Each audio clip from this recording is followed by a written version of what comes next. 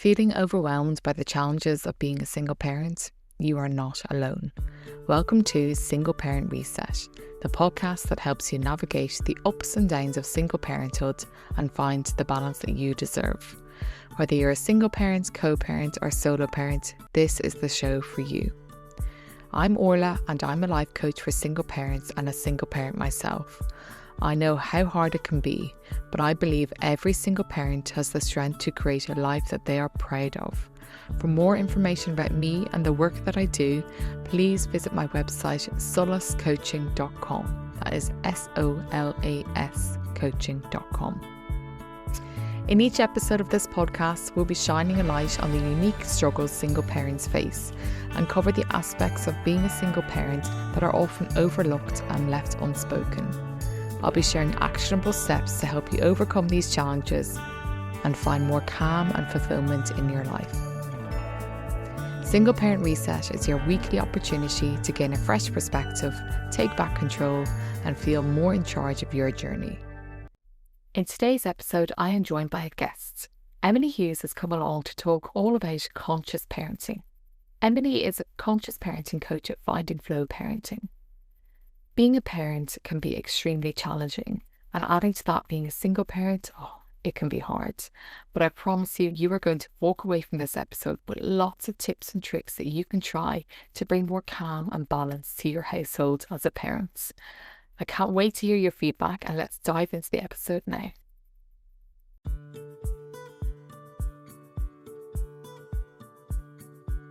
Hi Emily, and welcome to Single Parent Reset. Hi, thanks so much for having me. Oh no, thank you so much for coming. I've been really excited about you coming, and for the last week or two, anytime I've had a tricky moment with my son, I'll be like, ask Emily. So before we get started, do you want to just tell us a little bit about yourself and what's led you to becoming doing what you do? Yeah, well, what's led me to becoming a parent coach was really finding parenting extremely hard. I used to be a secondary school teacher, and I just thought parenting would be like an easy transition from teaching into parenting, and it was not. I had a lot of rage issues, control issues, just found it massively overstimulating. And I went to go see a conscious parenting coach, and it really transformed my parenting journey. And I was looking for a route out of teaching. Someone said to me, "Oh, you've been raving about this parent coaching. Maybe you could do that."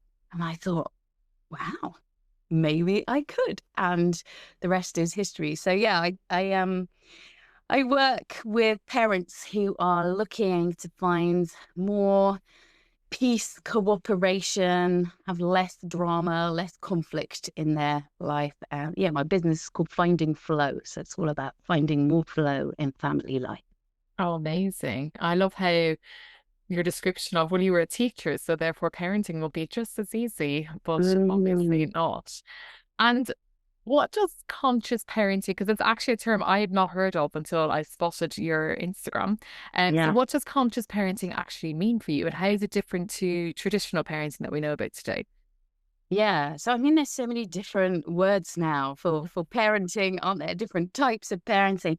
Conscious parenting is really focused on the parent and the parent being aware of their patterns. So, in essence, it's about every time you're triggered, it's about looking at that trigger as an opportunity to learn more about yourself.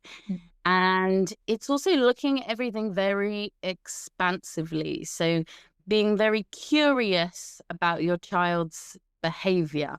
And really the way I see conscious parenting is that parenting is leadership. And how can we be a really thoughtful, kind and curious leader to help our kids thrive? So that's really where I come at it from. Oh, okay. I love that. As the idea of parenting being leadership. And so is it more about then parenting from yourself rather than how to parent? So are you telling people how to parent, or so what is the kind of difference there? Well, often people come wanting, like 10 top tips, and obviously I do share some of that kind of stuff on my social media and things like that, but really I'm far more interested in what's underneath that. The way I describe it is that all of those things, those top tips, they are the icing on the cake, but I'm far more interested in the cake, which is who you are as a person, and basically working with the parents' inherent enoughness. And really, there's this idea of parenting tools, but the tool is the parent. And it's just that they are enough. The parent themselves is enough. Everything else is just topping, right? So I do help people with the tools and things like that, but I'm far more interested really in the personal growth. Because one of the things about parenting is, you can never achieve mastery, because as soon as you feel like, I've achieved mastery with my 3-year-old, they go and become 4. And then and then before you know it, they're a teenager presenting with a whole load of new challenges. So it's really like, how can we feel good? How can we feel sturdy and resilient on this journey? Sort of knowing that we are the best placed person in the whole world to be helping our child and stepping into our own sense of leadership. And I guess for single parents, sometimes this can be a challenge because it can feel like there's just so much happening. And as a leader, you may feel outnumbered as well by the children that you have, and the particular, like, there's additional challenges that are going on in the life of a single parent. So what advice would you have for single parents when it comes to approaching conscious parenting that perhaps would be slightly different for than people who are still in traditional family setups? Yeah. One of the big things about conscious parenting is being in the mindset of problem solving. And, having people around you who you can bounce ideas off, who you can talk about things with, is so important. And if that's not in the form of a partner, then, one of the things that I've worked with some single parents on before is it's this term called unicorn friends.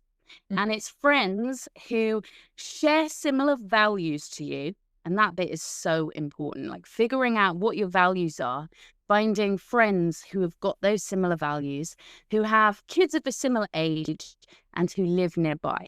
And basically, if you find a friend like that, cultivating that relationship and being in a space where, creating these friendships where we can talk about stuff and where you can be like a sense of support and solidarity for each other. And also just like with yourself, getting very clear on your values and actually looking at that from the point of an opportunity. Because, often in marriages, what can happen is a lot of conflict comes from like a conflict of values. And actually, if you're a single parent looking at this, rather than as deficit, as an opportunity to parent really in alignment with your values, in alignment to what you really believe is important for your life and for your children's lives. And when we're parenting in alignment with our values, stuff gets a whole lot easier. Often when we're triggered because it's like our boundaries have been violated, of our and our values have been violated, and we're often unconscious of, what was the value that was being violated? So getting really clear eyes on, these are the things I find most important in life as a human. How can I parent in accordance with that and bring every activity, every holiday, how does this match my values? And what are ways that people can get clear on what their values are if they've never heard of values and what values are? Like, what are some ways you could start figuring out what are your core values? Yeah. Well, and one of the things here to get really clear-eyed on is what are your values and what are maybe some inherited values from your parents, Mhm. which are maybe not serving you? And one way to differentiate between the two is when you're acting from like fear and kind of ickiness and things feel all sort of tangled inside. And often it's those values we've been given from our parents. So, for example, like punctuality, right? Mhm. That was a big value of my dad. And I sort of took that on, inherited that from my dad. And actually, I found, whilst I don't want to be late for stuff, being in the mindset of that value was not serving me Mhm. because I'm not my dad. Mhm. And so, thinking about what brings you joy when you feel the most at peace. So, for example, one of my values is nature. And I feel like most at peace when I am with my kids outside in nature. And often one of the tensions arises is I know I get really ratty when we're spending too much time indoors. Mhm. And it's a little bit like unconsciously, I feel like that really important value for me is being threatened. Yeah. So that's one way is kind of like when you're feeling really triggered and you don't know why, Yeah. just checking in. I wonder what's going on for me. What is important to me that is not being realized in this moment? I love that. Yeah. So looking at when are you triggered, and actually that could be a way to help you get to where your values are because it's you're not in alignment with it. And then with single parents, in a single parent household, one of the challenges can be that you don't have your child the whole time. So you don't actually have full control of the Yeah. parenting that goes on for your child. So how do you manage situations where your child may be exposed to contrasting parenting styles, different value systems in the different households? How do you manage that as a single parent? Yeah. It's legitimately really difficult. One of the things that I have worked with when it's an amicable co-parent Yeah. relationship, one of the things that can works with a few single parents who have created like meetings with their co-parent with like agenda items, and really treated it like that business meeting. If Mhm. that's not possible, then I always think to root into what really deeply matters. And that is, at the core, if you take away everything else, Mhm. what matters most is your attachment to your child. Mhm. So focusing in on that, which is something that you can control. And this is Daniel Siegel's 4 S's of attachment, which you might have heard of before, which is to create a safe place for your child that's physically safe, but also emotionally safe. It's Yeah. safe to have emotions with you. So the first S is safe. Second one is seen. So you create a place where you are holding space for your child, where you are making them feel understood. Mhm. The third one is soothed. So you focus in on making your home a really soothing environment. And what's the last S? Safe, seen, soothed. Oh, and then the last S is secure. So it's basically you do the top three Yeah. repeatedly, you're creating a secure attach. All the evidence shows that what children need most to thrive in life is a secure attachment with at least one parent. Yeah. And that's basically the biggest predictor of life success. So, focusing in on what you can control and focusing in on that attachment, bringing that to the relationship between you and your child. Yeah, that's yeah, what you can control. That's a really good one. And then I'm just thinking of examples from my own personal situation where maybe there Yeah. have been times with my son, silly things like, I don't know, I was making him breakfast the other day and he wanted to have Nutella on the pancakes. And I was like, you're not having Nutella on the pancakes. It's not the weekend. You're not having Nutella on the pancakes. And then he says, well, at dad's house, I have Nutella on the pancakes. And it's managing those situations. I struggle with, because it's what's easier to give in, to let him just have it, because to keep the consistency across the two households, which we are quite consistent across the two households. Yeah. Or my value is, I don't want you having Nutella. So yeah, in those situations. And then it's then also recognizing in myself when I'm just getting annoyed, thinking, well, why is the dad giving him Nutella? And it's like, I'm gone. So, and then he's annoyed. So you can see how quickly it can just go. Yeah. I think, one of the ways, and this may or may not work, but one of the ways that could work, maybe with a child who's got the understanding, so a little bit older, is to define, like, these are the values in my house. Yeah. And, your dad or mum has got a different set of values in their house, and just keeping that as like a nice, bright and breezy thing. Like, everybody has their different values. Different families have different values. In some families they do this, and in other families they do that, and in some households they do this. And looking at it as a almost like a positive thing, that everybody has their own unique values. That may work, that may not work, depending on how you communicate it. Yeah, and I think as well, for me, what I've noticed is just recognizing when it's suddenly turning into not just my son wanting something and me just then being like annoyed at, why is there even another household I need to consider, and spiraling into thoughts that are all about me and my situation and no longer anything to do with my son, if that makes sense. And like making sure when that's happening, just stopping and refocusing on my son and what are his needs, what does he need, and how can I help him. I think that's quite useful for me. And then what I want to know as well is, for single parents, a really big thing can be feelings of guilt. And it's not just people talk about mom guilt and, mom guilt, everyone has mom guilt, but single parent guilt is a lot deeper and a lot heavier. So I'm just wondering, what advice do you have for managing this guilt, especially when it comes to balancing your own needs and your children's needs? Yeah. I mean, one of the things I always say about guilt is that guilt is your moral compass in action. As in, people who don't experience guilt, they're not nice people. So it's always, whenever guilt shows up, and obviously, as you've said, with single parents, it can be an extra layer of intensity sometimes. It's reminding yourself that you're not guilty, because it comes from such a good place, the guilt. It's because you want good for yourself and your family. And with that guilt, I think one of the things that can get really clear on is, was this my intention? And really kind of the circles of control. Was this my intention?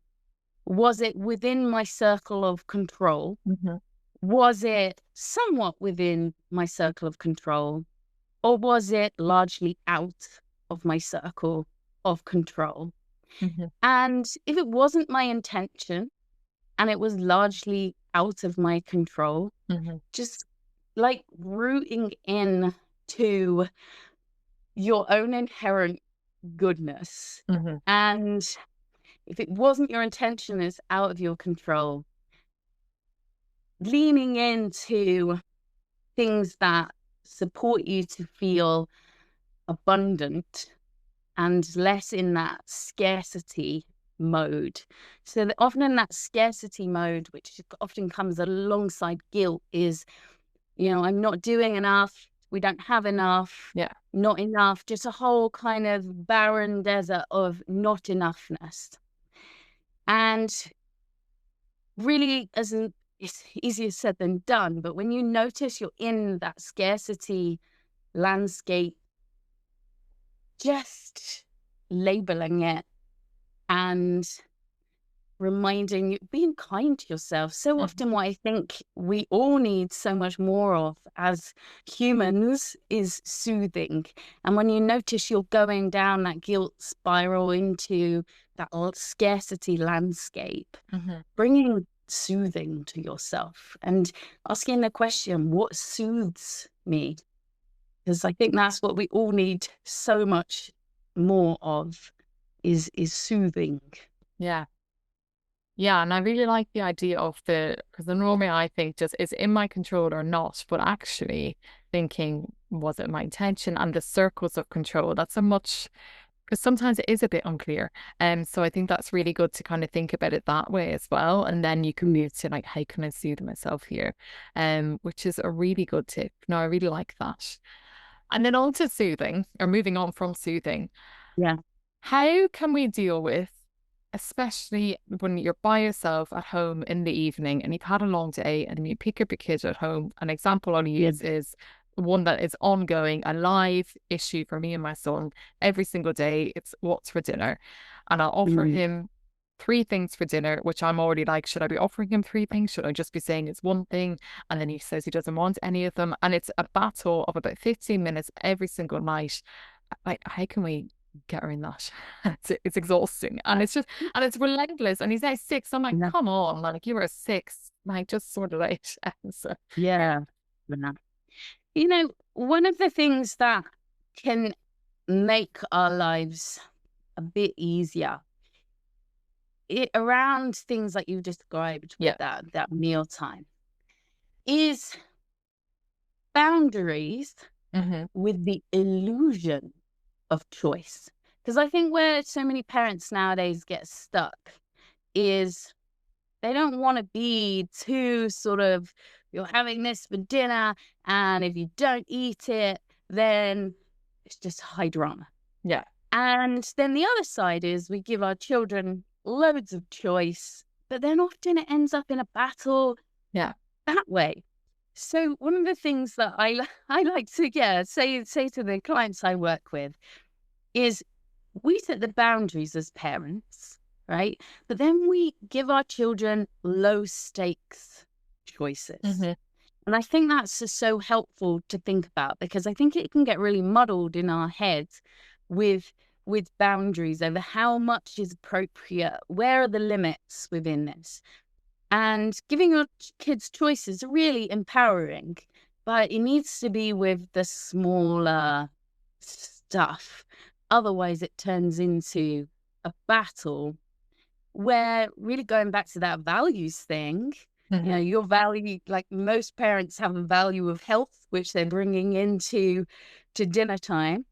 That's going to feel threatened, Mm-hmm. and it's going to start escalating.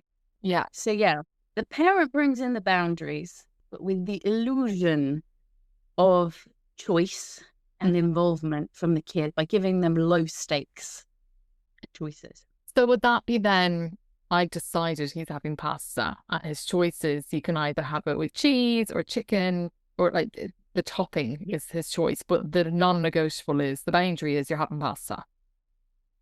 I would say so. Yeah. And Yeah. every family It's different. Yeah. is different. Stuff works for different families. Mm-hmm. In my family, that's what I do, simply because otherwise the mental load is too high. Mm-hmm. If I'm having to consider all the different options of, it's too much, it's too overstimulating Mm-hmm. for me, and too much adding to the mental load. Mm-hmm. So what you described, I think, is what I would Yeah. do in my household. And yeah, what I always say to parents is try it out, play. And whenever you're stuck in a situation, I would always recommend, how can I play with changing this? And maybe I play with something different for 3 weeks. Mm-hmm. And then I take stock and assess. Because often what parents do is they change something for one night and it goes horribly, and then they go back. And actually giving yourself a much longer time frame can be so helpful, because it takes kids time to adapt to changes, and it takes us time to adapt to changes too. Mm-hmm. Okay. Yeah, no, that's really good, as in being more playful with it rather than just, this is the way, it didn't work, okay, forget about it. I really like that idea. Yeah. And then for single parents, another thing can be dealing with your children's emotions around, it could be anything to do with where they're upset because there's just been a handover and they're not going to see their other parent for another few days, or they could be upset over maybe at school not understanding something that someone has said about why do your parents not live together? And they didn't know how to deal with it. Yeah. How can you, as a single parent, help manage your children's emotions while also managing yours? Because it goes both ways. Like, what are kind of strategies for that? I think it's a fundamental shift in how we think about our children's big emotions, because so many of us have been conditioned to believe that big emotions need to be stopped. You look at any Hollywood movie, and if someone's crying, someone will swoop in and say, "Don't cry, stop crying." Yeah. And actually, we can find a softening and a greater capability within ourselves when we lean into the fact that big emotions are good. Humans have big emotions, and are sort of better out than in. We don't want our kids to be squelching things down. And often when a parent gets in that mindset of trusting that this outpouring of big emotions is actually a good thing, it makes us so much sturdier to be able to handle it. But when parents are in the mindset of fixing, I've got to fix this, I've got to stop it, I've got to tell my child to calm down, often what we do is actually we bring this really nervous, activated energy, and we end up escalating it and making it worse. And it's our fearfulness and fixing that actually is the thing that feels rubbish in us and then feels terrible for our child.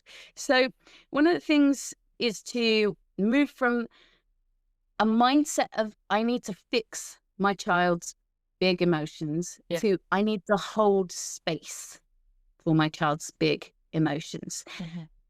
One of the things with being a space holder, and I'm cupping my hands together, holding as I talk about this, is really trusting in your child and trusting that this big emotion is going to be serving them and they are going to grow from this big emotion. And often what's missing for parents is actually holding space for our own emotions. Because this is the thing, it's really hard to hold space for your kids' emotions if no one has ever held space for your emotions. And this is why, we're both coaches. This is what we do, is we do the holding for our clients. And then when the space is held for them, and when they've experienced space being held for them, often it's a much easier transition into holding space for their child. All of this is easier said than done, because we can go into very quickly into quite a quick panic mode with our kids' big emotions. Actually, one of the things I use is this analogy of a paramedic.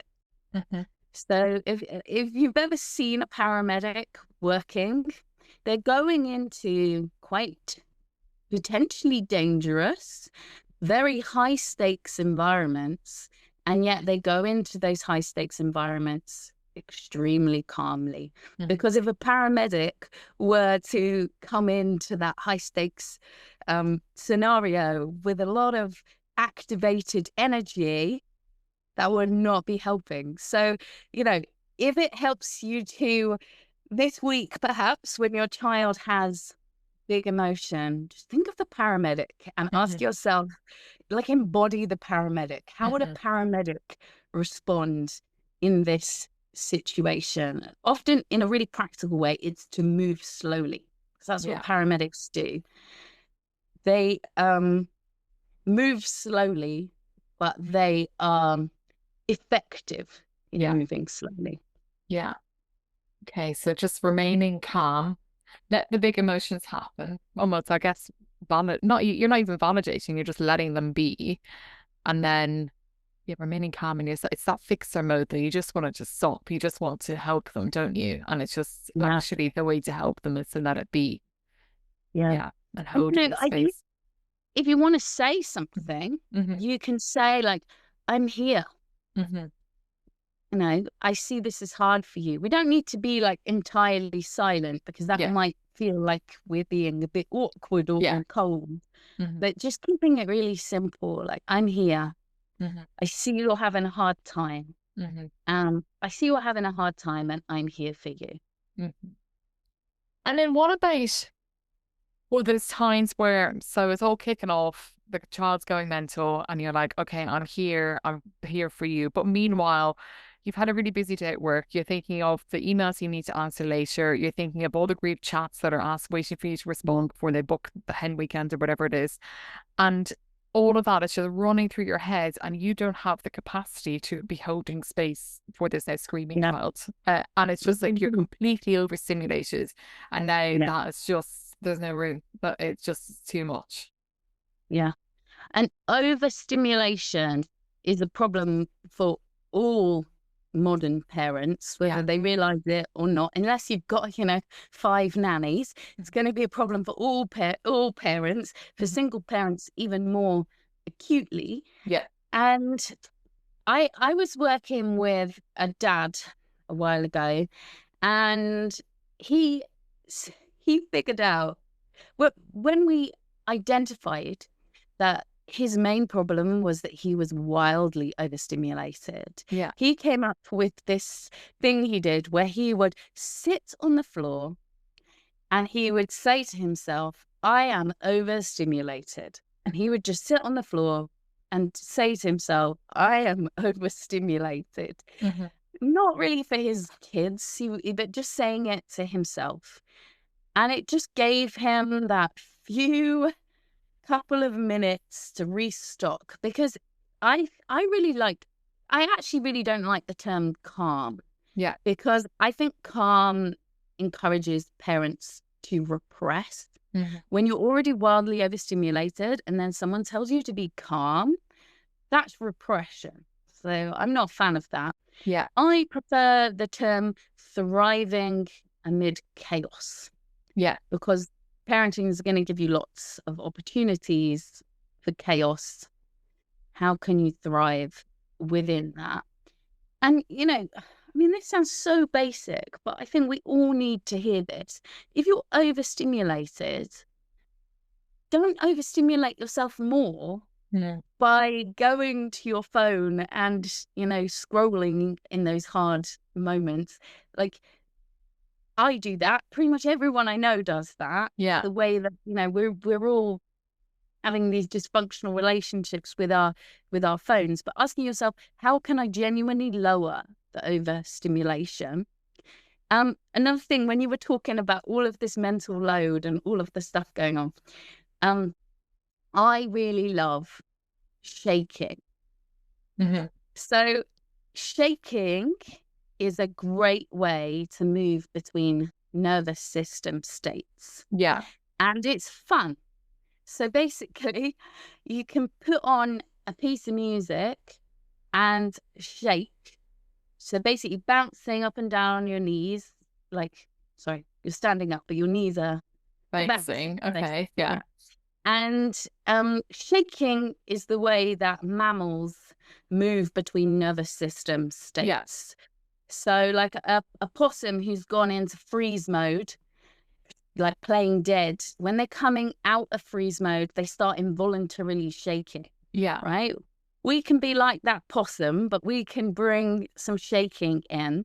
And if you're wildly overstimulated, Yeah. if your to-do list is way too much and you're feeling like everything is overwhelming, no, it sounds silly, but don't knock it till you've tried it. Like, shaking is, I encourage all my clients to develop a shaking practice, because it's such a powerful way of shifting your nervous system state, making you feel more alive Yeah. and less kind of like you're in survival mode. I like that idea. And it's also, I think, because, if you're working from home and then you're going to school pickup, like my son's school is really nearby. So it's like, Yeah. there's no switch off. I don't even give myself the Yeah. switch off time. And then suddenly he's telling me about, I don't know, God knows what he did at school. And I'm thinking about something completely different. So maybe the idea of just shaking it out before going down to see him is a good way of like telling my body we're switching now into evening modes and not work mode anymore. I really like that idea. Yeah. Yeah. You call that like a transition ritual. Yeah. transitioning between two states. There's also something you can do in front of your kids, and they might like laugh at you, or they might join in, and Yeah. it might just change the atmosphere a bit for them as well. Yeah. So yeah, doing it by yourself and also with just shake it all out. Shake it all out. And then there was other thing I was just thinking about. When you mentioned there with it, we automatically go to our phones, like when we're Yeah, stressed or whatever. And I think one thing for single parents, a phone is almost a lifeline at times because it is yeah, connection. And I just want to bring up the point of yes, you can get connection from your phone, but actually make sure it's the proper connection. So you picking up your mhm, phone and scrolling through Instagram is not the connection that you actually need. The connection would be sending WhatsApp to a friend, being like, "Oh hi, let's have a call yeah, later." So yeah, it's just realizing, yeah, you're by yourself and you're picking up your phone, you're feeling like you're connecting to others, but it's not the level of connection that you perhaps need. It's something that's something that I've noticed yeah. actually with a lot of people. Yeah. Yeah, I love that way of thinking about it. It's like fake connection Yeah. versus true connection. I saw this other post which was like, give yourself true dopamine rather than fake dopamine. And true dopamine comes from moving your body, going and doing things Yeah. where your whole body feels fully alive, rather than sort of like fake dopamine is just from, and I don't think that's a technical scientific term, but I like that way Yeah. of thinking. No, I get you. Yeah, yeah, absolutely.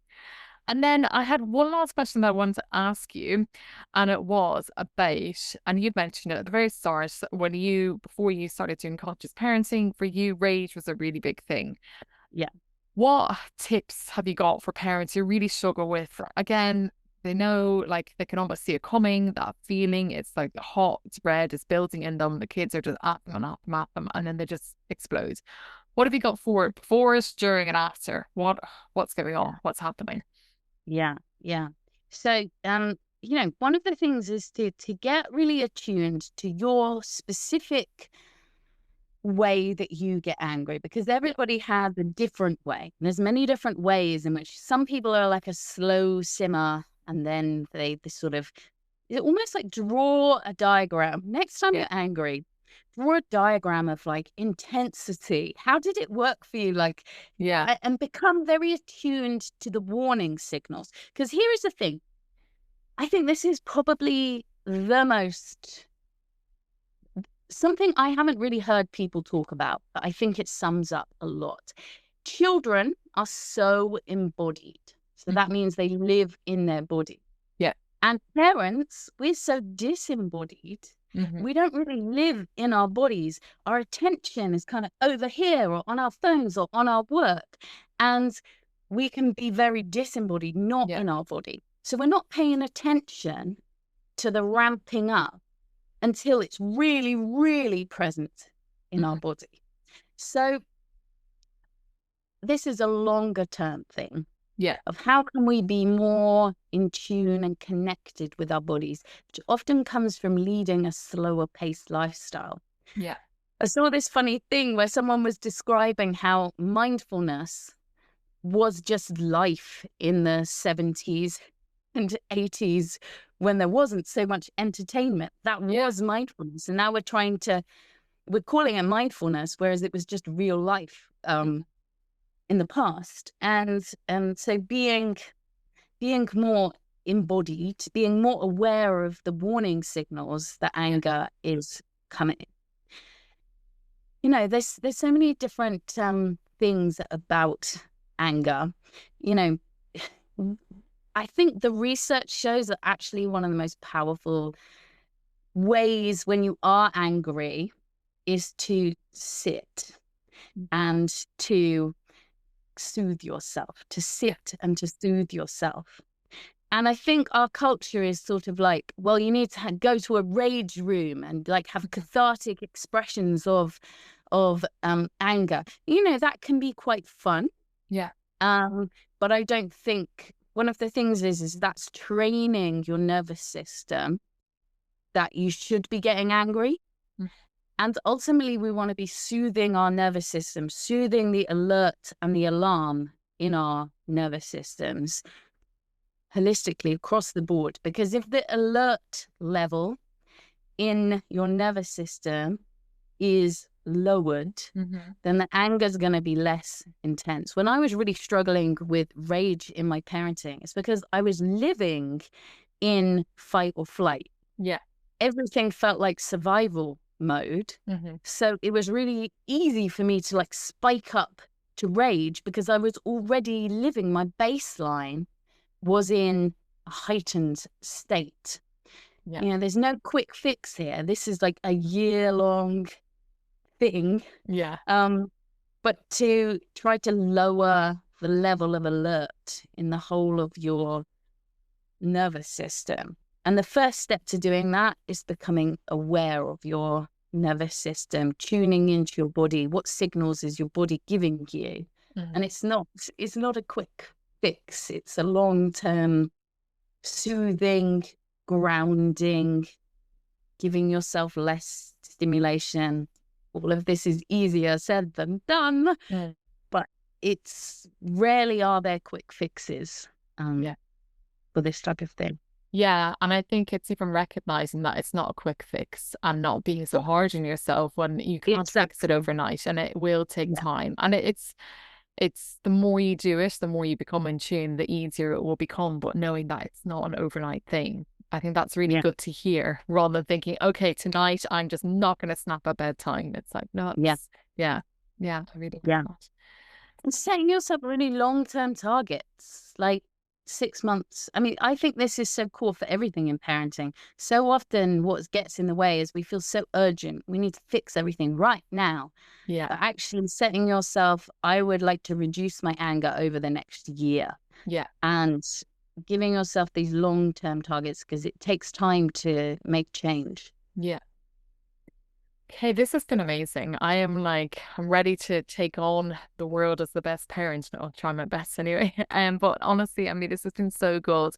I guess I would love to know from you, because this is coming out over the Easter holidays, which to my awe seem to be like not 2 weeks, but 3 weeks somehow. What is the one bit of advice you'd have for parents who are in the throes of Easter holidays? It feels like their schedule's out the window, the kids are all over the place. What advice have you got? You cannot pour from an empty cup. So ask yourself the question, what am I needing that I am not getting? And if you genuinely can't get that thing, then give yourself so much love and empathy for how you can't get that need met. But if you can get that need met, try to get it met. And if the need is for rest and you cannot get rest, try having fun, because fun is something that most parents deprioritize. And often we forget how to have fun. And fun is as resourcing for the nervous system as rest is. So if you can't rest, try and have fun this Easter. Oh, I like that. Get out and go for an Easter egg hunt and have fun with it. Amazing. And also I really liked your line there about having love and empathy for the needs you can't have met. I think that's really good. So rather than being annoyed or frustrated, just being kind to yourself, knowing that I can't get that need met right now, and gets rid of all those negative emotions, which I love. Well, this has been fantastic. So can you please share with the listeners where they can find you, how they can work with you? All details like that would be amazing. Yeah, so you can find me on Instagram, Finding Flow Parenting, other social medias. And you can find me on my website. I do one-to-one coaching, and I do work with couples. And I also do workshops from time to time, kind of thing. So you can find me on my website, Finding Flow Parenting. And that's me. Amazing, Emily. Thank you so much. Great. Thank you. I really hope you enjoyed today's episode as much as I did. My favourite thing that Emily said, which is something I'm definitely going to try and remember, is stop aiming for calm and instead aim to thrive amongst the chaos. I think that's such wise words. So, the name is Emily Hughes, and she is conscious parent coach at Finding Flow Parenting. I highly recommend you check out her website and her Instagram, which is brilliant. Such amazing tips always coming from her Instagram. Definitely give it a thought. Thank you so much for listening to this week's episode of Single Parent Reset. If you're interested in working with me one-to-one, please go to my website solacecoaching.com for further details. And don't forget to follow my Instagram page @solacecoaching for more insightful content on living a life to be proud of as a single parent. As always, if you find this episode useful, please share with your friends and family. Remember, many single parents may seem like they have it all together, but this could be exactly what they need to help them move forward today.